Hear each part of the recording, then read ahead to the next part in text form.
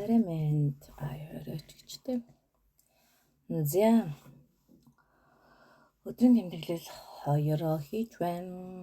Ажлаа тарчаад орж ирээд хоол идэж байна.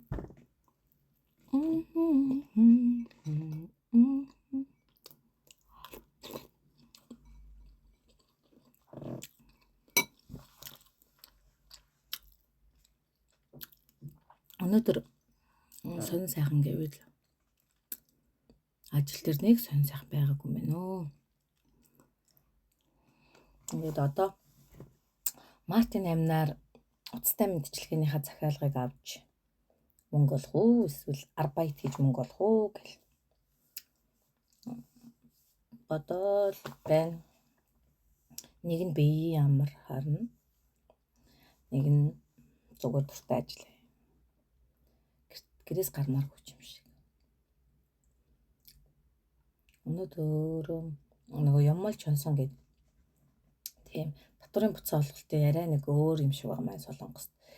Тэгсэн чинь тэр нь бүр амар жоохон мөнгө ордог байвал яг уу. Тэгсэн чинь насан залуу байх тусмаа их мөнгө ордог гэж байна. Насны гөгшин байх тусмаа бага мөнгө ордог. Тэгсэн чинь би ч гөгшний тоонд ороод бага мөнгө авч байгаа юм байна. Тэр нэг жоохон филинг сонирм мэдрэмж төрүүлсэн л дээ. Гөгшиж байгаа гэдэг юм мэдэгдүүлсэн гэдэг шиг. Тэгээд хүүтэйгээ ярьсан. Хүүгээ амар их санаж байна. Зүгээр л бүх юм хаяад гэрлүүгээ явмаар байна. Хүү дээр очимоор байна. Гэхдээ 6 сар наадан хүртэл тэсэх хэрэгтэй гэж өөрийгөө зоригжуулаад байж шүү дээ.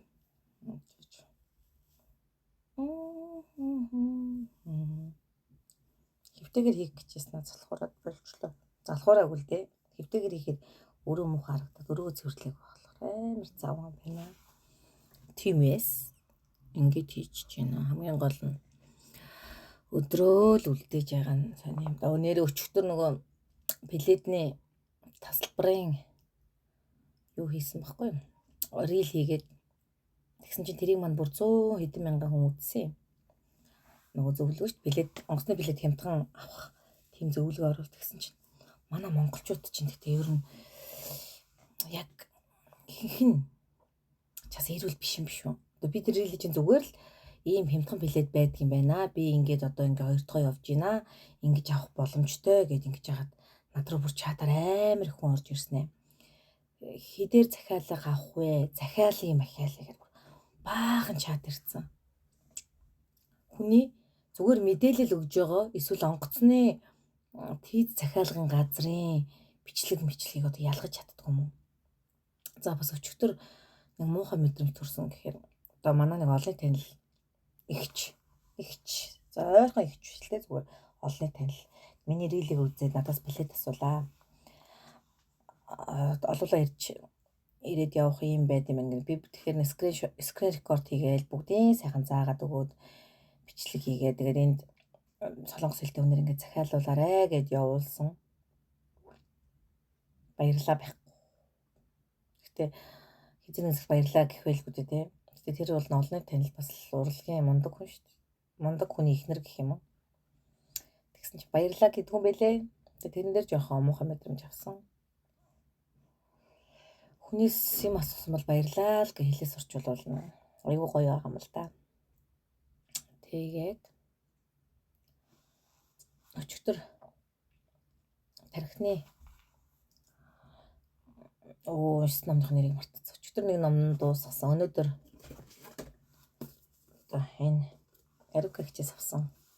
Чихэр эмхтэй 147 хоног гэдэг.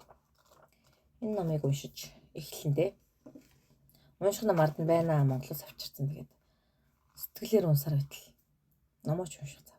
Сэтгэлээр унсаар байтал. Тэгтээ нэрээ мэд дотрыг юу болж байгааг мэдэхгүй байна. Нар гарахаар баярлалаа. Нар байхгүй болохоор гуниглаа.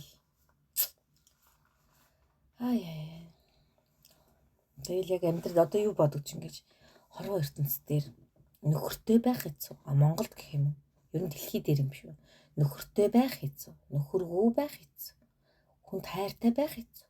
Хайргүй байх хэцүү. Яамаар юм бэ те?